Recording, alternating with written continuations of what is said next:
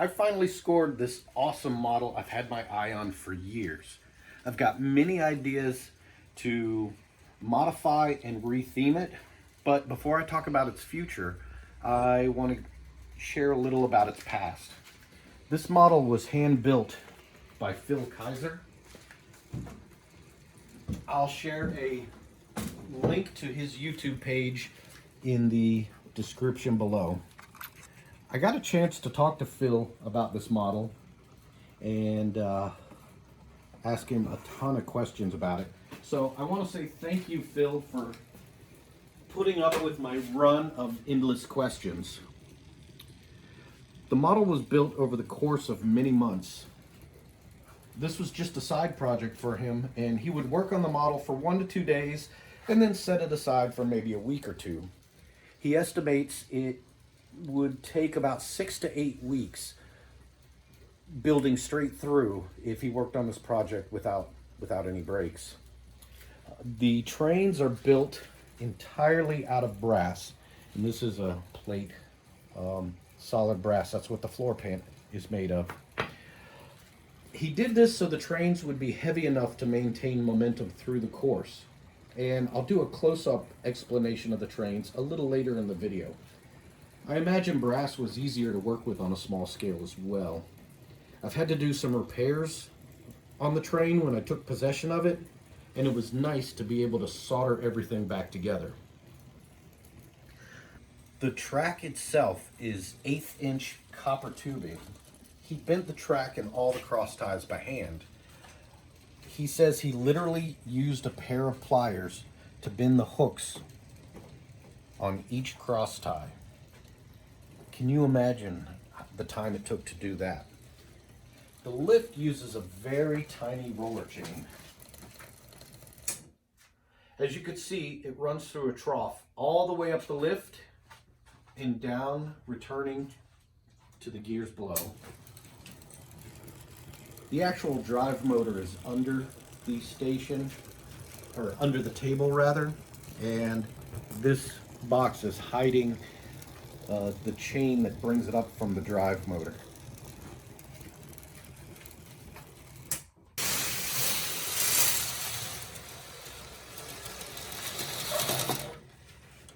This brake run is very clever. There's a tiny spring run between pulleys, kind of like a belt.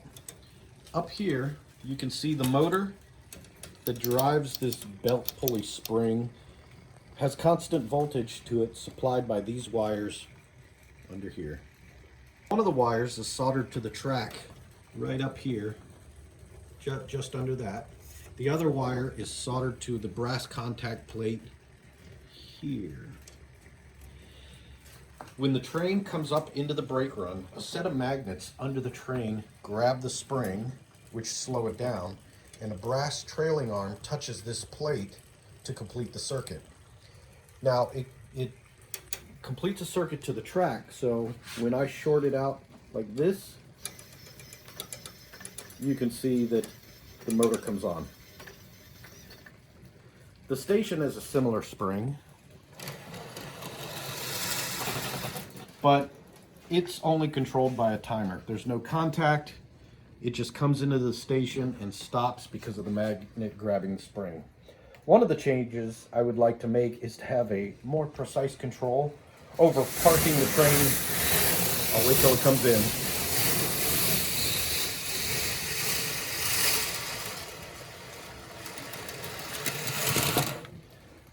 One of the changes I would like to make is to have more precise control over parking the train in the station.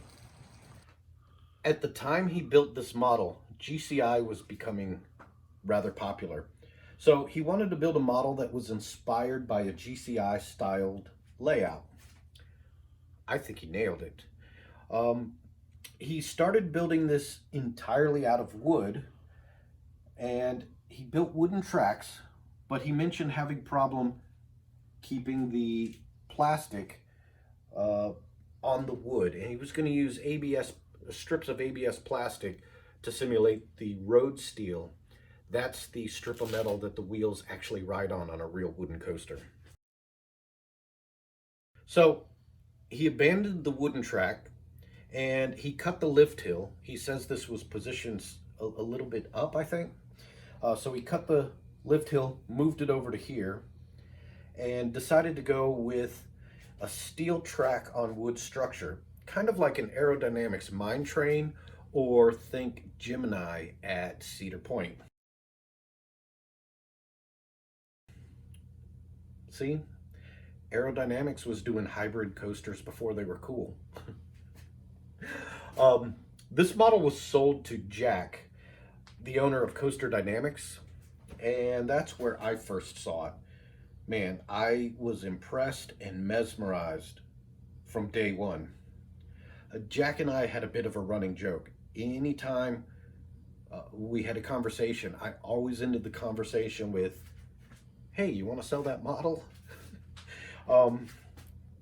So imagine my surprise when, after 10 years of owning it, he asked if I was still interested. I thought he was pulling my leg, seriously. So after some creative packing,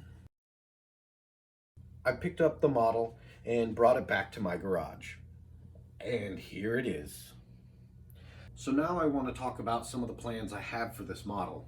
It currently has an automatic and manual dispatch. However, you cannot manually dispatch when the train is running in automatic mode.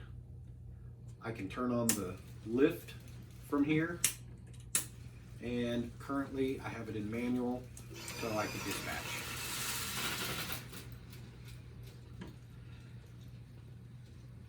I will probably add some status lights. I also want to be able to override, if this is running in automatic, I want to be manual to dispatch. Sorry.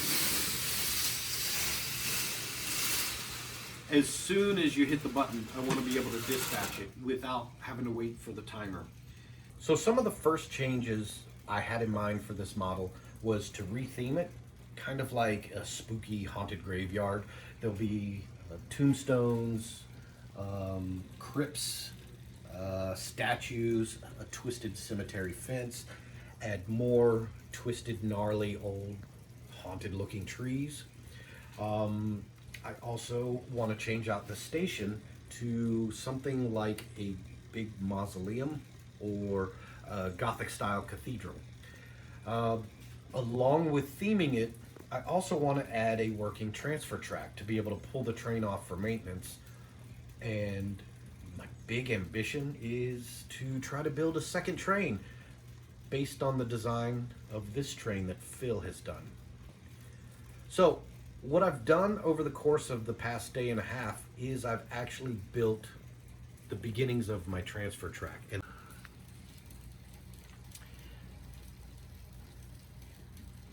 I forgot what I said. It's all about you. Yes.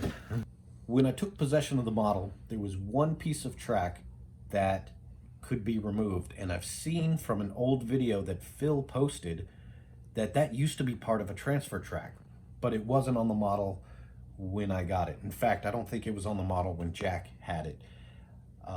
Phil does not recall the history of that transfer track, so I'm starting from scratch. Here's the piece of track that was removable, just this section here, and this is in place so the train can reach the lift hill. Hit dispatch. And then the train would go up, complete the circuit, and park back in the station. So in order to get this train off of the tracks, we need to do something with this piece of track.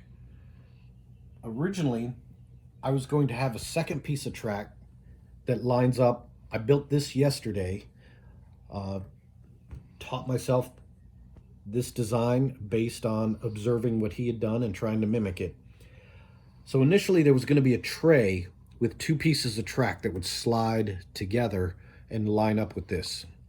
But something I noticed was that there's enough clearance without having to modify the ground or the floor or the table or whatever you want to call it under here. It was enough room so I could build a rotating kind of switch track.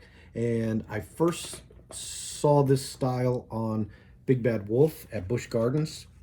I've also seen this style on Batwing at Six Flags America. Just about any of the Vekoma flyers, I think, use this style track. And I've seen a modification of this style, such as Fire Chaser Express, where the tracks, they don't fully rotate, they more pivot in and out of the way. So what I've done yesterday, along with building this storage track off to the side, I flipped this over and built a piece of track that aligns the run out to the station up to the storage track.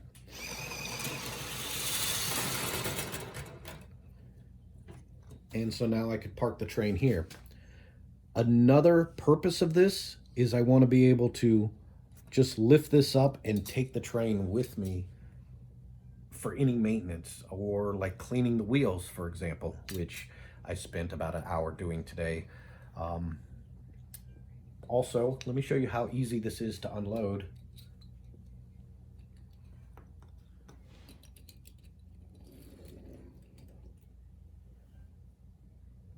And now the train is off the track. All right, some of the first things I want to show you is these tiny ball bearing wheels. You've got the wheels that ride on the top of the track. These are called the road wheels. And then you've got these bearings that are perpendicular to the road wheels. Let's see if I could get them. Yeah. This bearing, nope. Up to the front. There. This bearing right here and right here. These are called guide wheels. And that's kind of what steers it around as it rides on the inside of the track.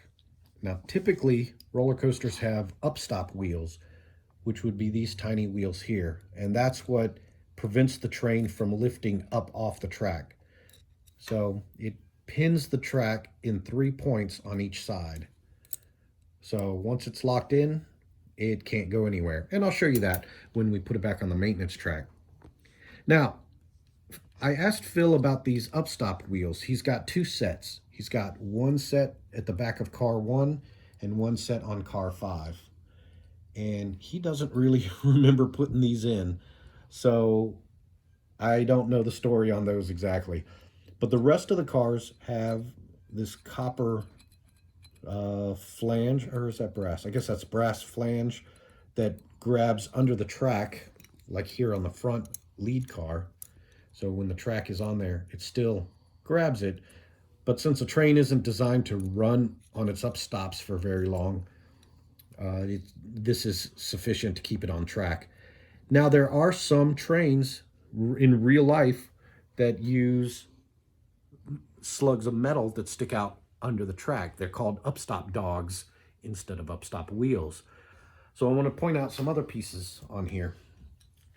You've got this hook right here. It's spring loaded. This is the hook that engages the roller chain, and that's called the chain dog. There's only one on this train, on car number 2. Back here is that brass trailing arm that I was talking about that completes the circuit. So when this hits the brake run, the current runs from the wheels through the chassis, through this copper pin, and onto the brass plate at the brake run. And then there are 2 magnets, car number 6 and car number 4. These are the magnets that grab the chain to slow it down. So now let me show you how easy this is to load back onto the track.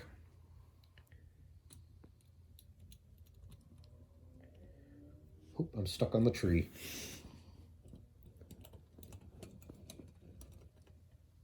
And remember what I said about coaster trains being able to hold on to the track from all directions? And this is why roller coasters are safer than they appear. So I'm going to pin this back in place.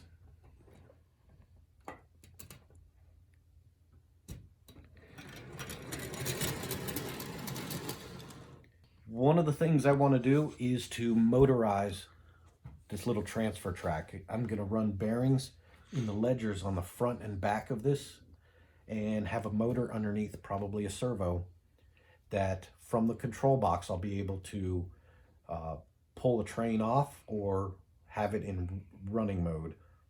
So hopefully this will be all motorized, automatic, but for now I still have to unbolt it and flip it over.